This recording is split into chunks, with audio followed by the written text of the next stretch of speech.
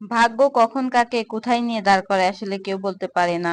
সকালবেলা বাচ্চা মানুষ পক্ষী, সন্ধ্যাবেলা কথাটা কথায় কথায় বললেও কিন্তু চরম সত্য কথা। তো আমার একটা পরিচিত আপু ছিল, সে আমার মেয়েকে প্রথম পড়াতে আসতো। তো যাই হোক, সে পড়াতো আর অনেক কথাই শেয়ার করতো আমার সাথে।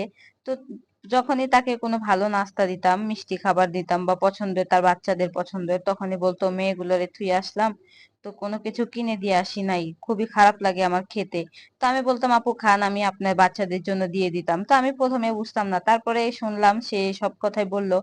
সে কিন্তু নারায়ণগঞ্জ শহরে স্থানীয়, তার বাড়ি ঘর সবই আছে, কিন্তু তার হাজবেন্ড হচ্ছে অসুস্থ, প্যারালাইসিস হয়ে পড়ে আছে গত 10 বছরের মতো। তো তার বাড়ি থাকা সত্ত্বেও সে কিন্তু একদমই চলতে পারে না, তার সংসারে খুবই টানাটানি যায়। তো সে কিন্তু বাসা বাসা টিউশনি করে তার মেয়ে দুইটার লেখাপড়ার খরচ চালায়। তো যাই হোক, মেয়ে বাচ্চা সবাই রহমত বললেও দেখেন মেয়ে বাচ্চা নিয়ে সে কত কষ্টের মধ্যে পড়ে আছে। তার যে বাড়ির ভাগের অংশ পাবে সেটাও ভাসুর বা ভাসুরের ছেলেরা দিতে চায় না। সে সবসময় আফসোস করতো, বলতো যে আমার হাজবেন্ড এখন অসুস্থ হয়ে পড়ে আছে, তাও তো আমরা এখানে থাকতে পারতেছি, সে মারা গেলে আর থাকতে পারবো না। তাই তো বলি, ধনী পরিবারের মেয়ে হয়ে কি হবে আর ধনী পরিবারের বউ হয়ে কি হবে। আসলে মেয়েদের ভাগ্য যদি সহায় না থাকে তাহলে কোথাও গিয়ে তার জায়গা নেই।